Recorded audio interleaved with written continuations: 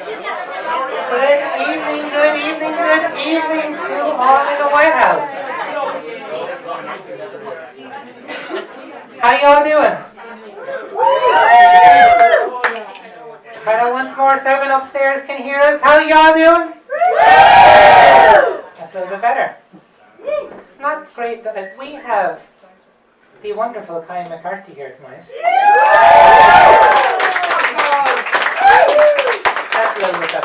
That's a little bit better. I am quite excited for this for a number of reasons. On a selfish reason, and I know I've told this story before, my first time in the White House was first time performing in the White House about 10 or 11 years ago, and the MC of the night, the person who introduced me and who welcomed me to the show was Tom McCarthy, who was probably around here somewhere. And back then he even liked me, so it was great.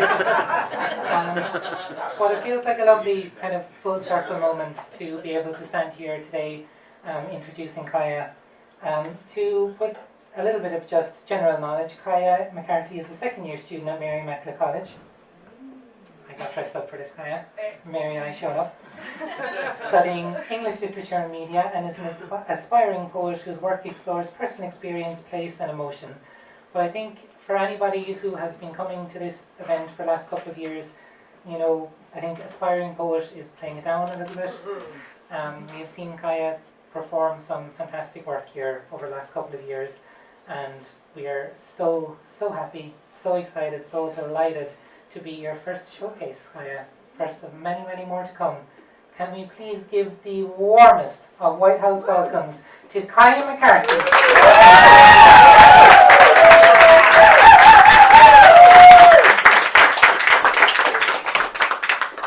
Hello everyone. Standing here tonight is very surreal for me for many reasons. Since I was about 6 or 7 years old, I've been coming here and watching my grandfather recite poetry. And it's always something I really enjoyed and something I kind of knew myself I was going to take on. This time last year, if you told me I'd be sent here as guest poet, I would laugh at your face. Because this time last year I wouldn't even get up to recite a poem for the open mic. I was nervous and I didn't have any confidence in myself. And the first poem I'm going to read for you is about imposter syndrome. Which I won't lie, I'm going to be very honest here, still feeling that. I'm surrounded here by many wonderful poets that I've watched over the years and admired. Dominic, Lauren, Dar, all of you, so inspiring. So this one's about imposter syndrome. Applause for the invisible. I learned early the choreography of vanishing. How to stand where the light forgets to look. How to make a self small as a footnote. Even Narcissus would have scrolled past me, busy admiring his own blue echo. To be seen is to be tried in public, to have the jury seated in the eyes of others. Asked Akaton, caught mid-breath, punished not for cruelty but for looking. Vision, the old poets warn us, is rarely innocent. So I practiced obscurity like a minor god, one assigned to thresholds and side doors. Hestia kept the heart, I kept the margins. I spoke in parentheses, I made myself a rumour, safe because unprovable. Yet even Cassandra, cursed to clarity, still opened her mouth, still warned the crowd to hush. Prophecy, after all, is a kind of thirst, and silence its driest punishment. There is a sweetness in being noticed that no Stoic can fully disown. Plato pretended it was all forms and shadows, but even he staged his dialogues, gave Socrates the voice that lingers, scandaled, ironic, impossible to ignore. I tell myself I fear the spotlight, but what I fear is the burn of it, the way it names you. Once Apollo sees you, you are no longer only yourself. You are myth pursued. Still, I lean towards the warmth like Icarus. I know the footnotes by heart, the wax, the warning, the father's careful voice. Knowing has never stopped anyone with wings. So I hover between laurel and ash, between the urge to be marble and the urge to be sung. I want the cloak of invisibility and the chorus chanting my name. If this is vanity, let it be classical. Let it wear a toga and quote horse. I'm afraid of being seen. I'm in love with the moment someone looks up and says, "There you are."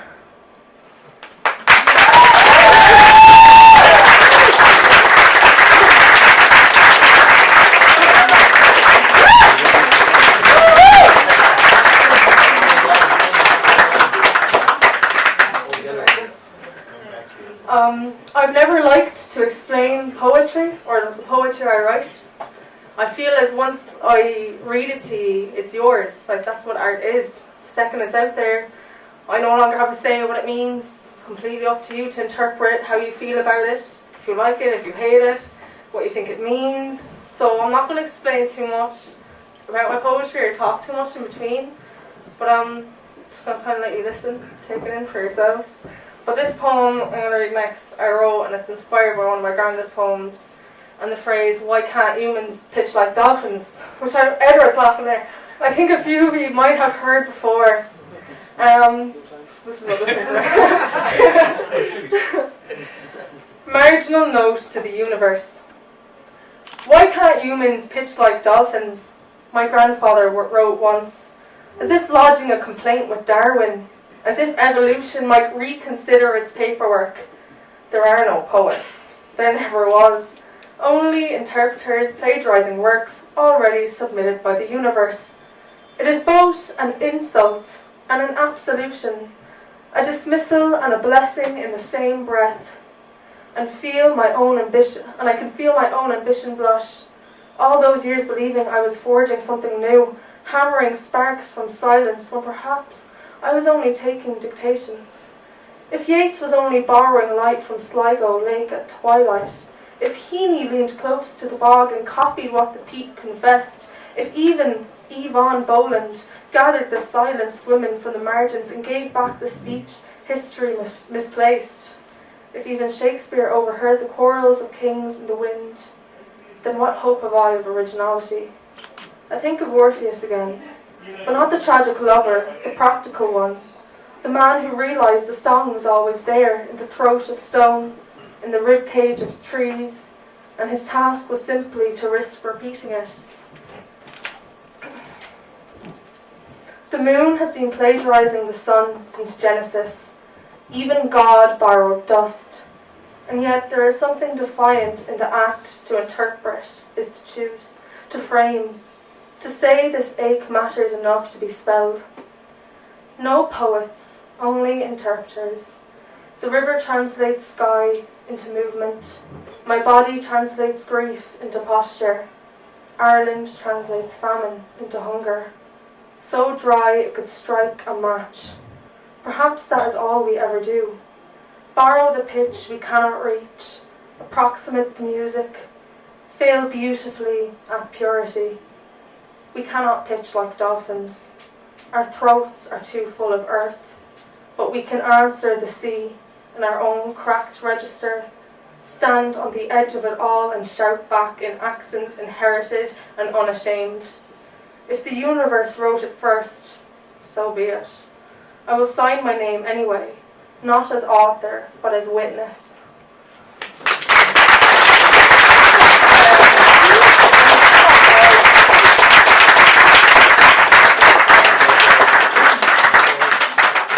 Thank you. Next one I'm going to read is a little uncomfortable. I think poetry is politics, as is like all art. I think sometimes it's meant to make us a little bit uncomfortable, so I'm sorry in advance. Litany for the children under the bridge. Not the swans of Lear this time, not enchanted princes feathered and luminous, but boys with hollow cheeks sleeping beneath the flyover under the Shannon. Their breaths rising like thin petition. Holy Mary of unheated flat, pray for them. Saint Bridget of the borrowed blanket, stretch your cloak over their cardboard kingdoms. I walk past the tents pitched, like defeated arguments along the canal, blue tarpaulin trembling, a shopping trolley crowned with everything a life can carry. Ireland, fluent in lament, has misled the tune again. The papers call it crisis. The politicians call it complex. And the children call it Tuesday. There's a lad I used to see near Arthur's Quay, hair the colour of rusted railings, reciting rap lyrics and defying scripture, each bar a small rebellion against silence. He grinned the way boys do, on the edge of trouble, all bright defiance and hunger, as if charm alone could hold the line. Now he moves like a question mark, curved in on himself, the needle his quiet oracle. We were promised Tir na Nog, but we built a waiting list instead.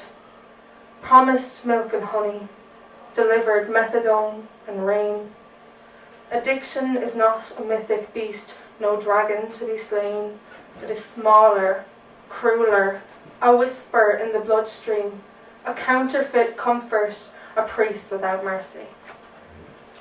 In hostels, fluorescent lights hum like off-key hallelujahs. Mothers count coins in plastic cups. Children learn the geometry of eviction. Doorway, step, shadow, street. I light a candle in the cathedral and feel absurd, as if the wax could negotiate with a market price. But prayer in this country has always been half protest. Kneeling as rebellion, rosary beads clicking like tiny teeth. O Christ, who has nowhere to lay your head, look at O'Connell Street at midnight. Look at the boarded shop fronts. Look at the bodies arranged like discarded punctuation. Meehan would tell me to mind my metaphors, to name the lad, to say his name aloud, as if it were a spell against erasure. So here, his name is not a statistic, not cautionary tale, not burden. He once loved football, once carried his sister on his back like Atlas with better intentions, once believed the leaving cert might part the Red Sea of circumstance. We are a republic of remembering, and yet we forget the living daily. Ireland, mother of saints and scholars, your children are sleeping in doorways. Your daughters barter safety for shelter. Your sons dissolve into powder finer than the ash of old rebellions. Still, the river keeps moving. Still, morning arrives, indifferent and pale. Still, someone somewhere boils the kettle and says, sure, it'll be grand. It's not grand. And so I pray without piety, let there be housing like loaves multiplied. Let there be clinics that treat the wound, not merely bandage the shame. Let there be a country that does not avert its gaze at traffic lights. If longing is a homeland, then these are its citizens. If mercy is a verb, that is conjugated properly, not tomorrow, not after the budget, now. For the children under the bridges, for the mothers counting breaths, for the boys who want pitched dreams higher than dolphins, for Ireland, still capable of grace, if only she would practice it. Yes!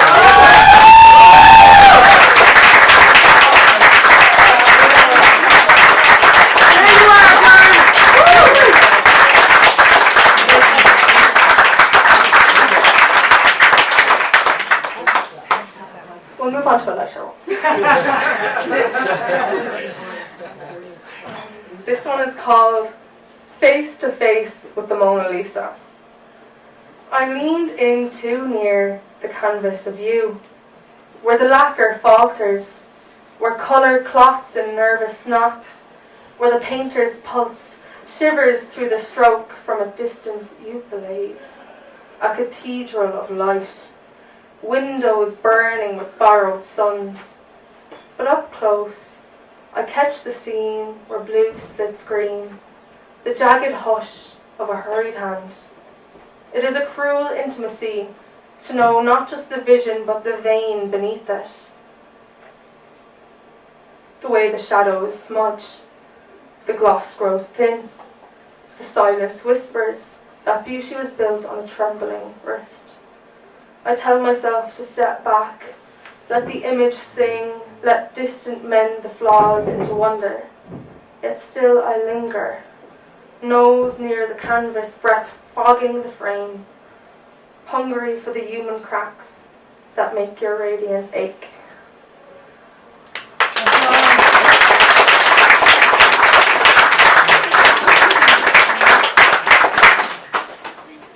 I always thought, what would happen if God had Twitter? So this is that. So this is called Him Reconsidered. He's trending again, not in Bethlehem this time, but in comment sections, hovering like a verified account with a dove in the bio.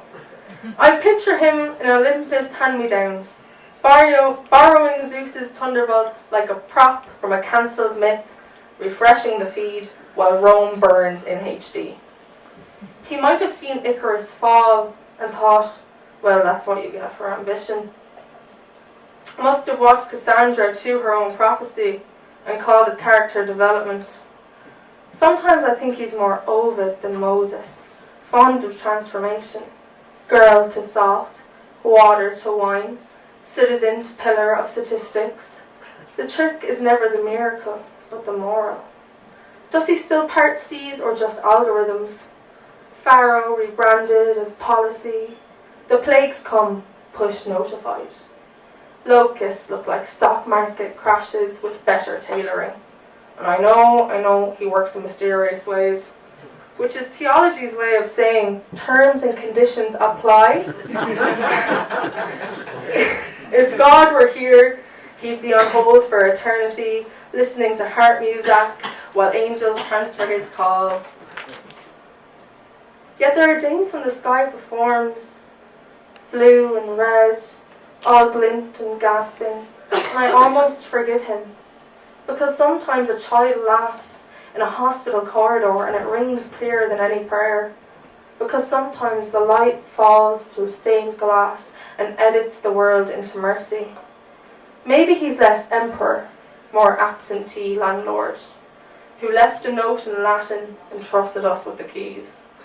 Or maybe he's still that jealous playwright, scribbling revisions while we improvise apocalypse, hoping for an applause. I imagine him listening to us argue over borders, bodies, ballots, shaking his ancient head like Lear in the storm, asking, is this what you did to Eden? And somewhere between Genesis and the group chat, he sighs, presses send, and lets us read ourselves.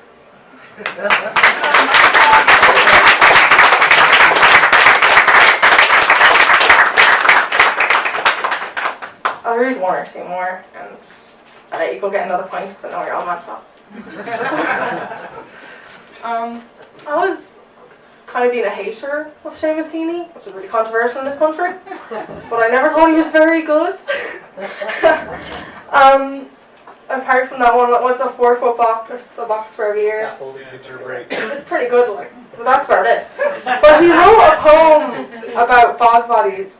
And that's not me saying mine is any better, but I thought I'd give it a go myself, you know. So this is this. Go for it. What the bog knows. Do you think the bog was born quiet? Soft brown breath beneath the heather. It swallowed empires, kept kings in its black mouth, peat pressing skulls into prayers for 1,000 sodden winters.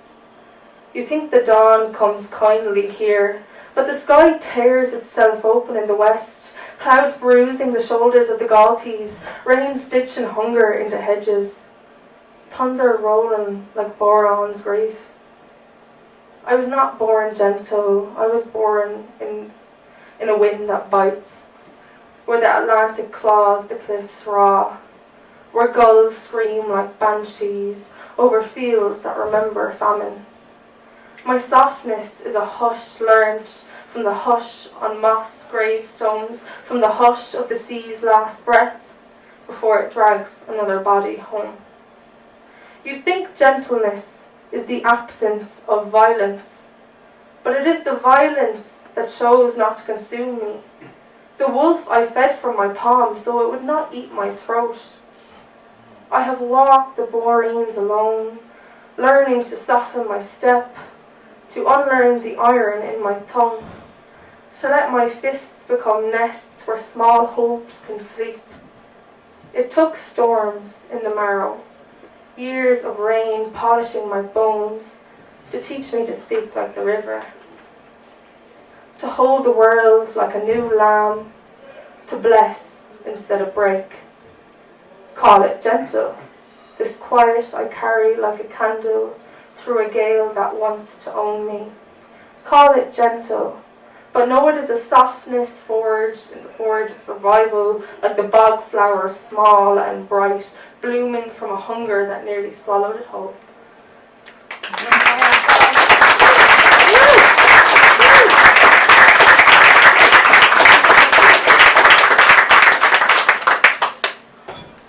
Okay, I'll read one more. Probably finishing up a little early, but I won't keep it too long. Inventory of the visitation. The dead arrive without theatrics. No rattling chains, no gothic rehearsals. They sit at the end of the bed like disappointed examiners, waiting for me to cite my sources. In the kitchen in Clare, the tiles are cold as Latin verb. I conjugate grief. I was, you were, he is not. Athena can keep her owl. I have a flickering bulb above the sink that hums like a minor prophet. When it trembles, I think of my father, leaning against the counter, arms folded, pretending not to be tired of the world. He has been dead long enough to develop patience. My mother appears in practical miracles, a clean spoon where I swear I left none, and sudden memory of how to plait my hair. Persephone, yes, with a handbag and a bus fare, refusing to dramatise her descent. I was raised by careful people and careful absences. Silence ironed my school uniform, silence signed my report card, silence said, you are fine, and meant, and you will manage. Durkin would have smirked at my reluctance to name it plainly, who would have pulled the rug of metaphor from under my tidy feet. So here it is. At 14, I learned how to speak about death as if it were a distant cousin, rarely visited, fond of awkward hugs. I learned how to tidy a room, that no one would sleep in again. I learned that photographs do not blink. Orpheus failed because he doubted. I fail because I rehearse. I replay conversations with the precision of a barrister editing my younger self. Say less. Say more. Say I love you before the curtain drops. The house is not haunted, it's annotated. Every doorway holds a marginal note. Every cupboard contains a footnote to a former version of me. Sometimes, late at night, I feel them not as spirits but as posture, a straightening of my spine, a refusal to be pitied, a dry remark rising to my tongue at precisely the wrong moment. If they are wine, they are not sweet. They are sharp and intelligent, a vintage that improves the argument of the present. I walk through town, past the shop fronts and the river, and I imagine Hades as a small Irish parish where everyone knows your business and no one interrupts. The dead, I suspect, are less interested in our tears than in our stubborn continuance. They do not demand offerings, they demand accuracy. So I offer this, a body still breathing, a name still spoken, a heart that has stopped pretending. Absence is philosophy. The dead do not revise the sky, they revise me.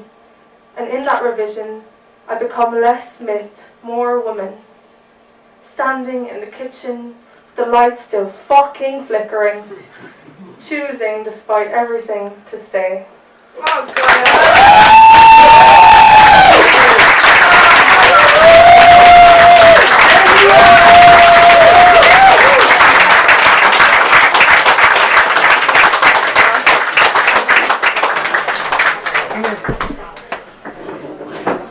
up for Kaya McCarthy!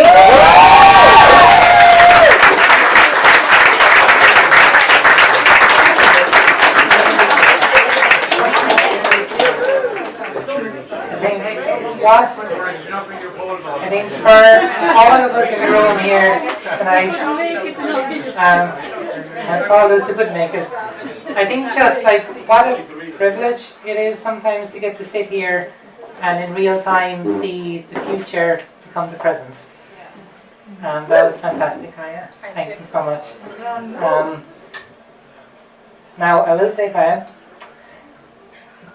your idea that you don't really like explaining poetry, nice idea for a poet. A little bit worrying as an English literature student. A little bit worrying.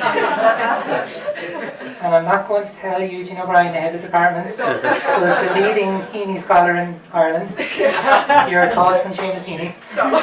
We will skip that part. Nobody's going to remember Seamus Heaney after that book. Fair enough. Honestly though, Kaya, thank you so much. That was brilliant. We can't wait to see what you do next. But for now, what I want to see all of the rest of you do is go get a drink. The White House will let us back every month if you don't. And we'll see you here in 5 minutes. Thank you very much.